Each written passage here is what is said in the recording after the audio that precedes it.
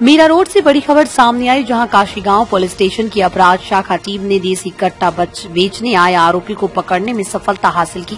Kashigaon police ने इस आरोपी को उस वक्त गिरफ्तार किया जब ये फाउंटेन होटल पर देसी कट्टा व जिंदा कारतूस बेचने आया था। पुलिस को इस मामले में गुप्त सूचना मिली थी कि एक व्यक्ति देसी कट्टा बेचने आने वाला है। प्राप्त सूचना के अनुसार पुलिस ने जाल बिछाया और शक के आधार पर एक व्यक्ति की तलाशी ली।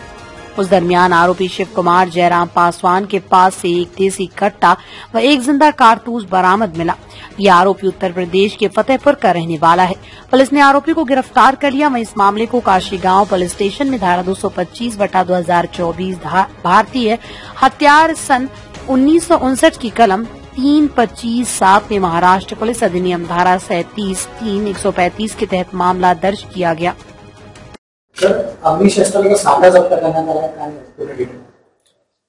काशीगाव पोलीस स्टेशनच्या हद्दीमध्ये एक व्यक्ती वेपन विक्रीसाठी येणार आहे अशी माहिती पोलीस कॉन्स्टेबल मंगेश रक्षे यांना मिळाली होती। त्यानुसार काशीगाव पोलीस स्टेशनच्या टीमने त्या ठिकाणी सापळा रचला। साधारणतः रात्री 12:30च्या सुमारास एक इसम शिवकुमार जयराम पासवान हा त्या ठिकाणी आला। त्याची अंगझडती घेतली असता त्याच्याकडे एक गावठी कट्टा आणि एक राऊंड जो आहे तो मिळून आलेला आहे। तो कट्टा तो एका व्यक्तीला विक्रीसाठी त्याने आणलेला होता। गोलू कुमार म्हणून एक आरोपी आहे, त्याच्याकडनं तो विकत घेतलेला होता आणि या ठिकाणी विक्री करणार होता।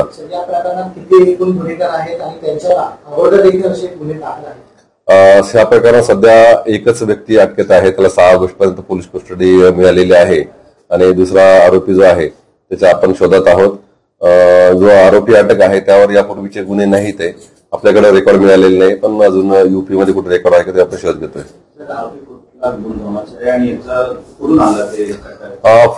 फतेहपूरहून आलेला आहे आणि त्या ठिकाणी आरोपी जो होता गोलू कुमार याकडनं ते आणलेलं होतं। या ठिकाणी तो विक्रीसाठी घेऊन आलेला होता।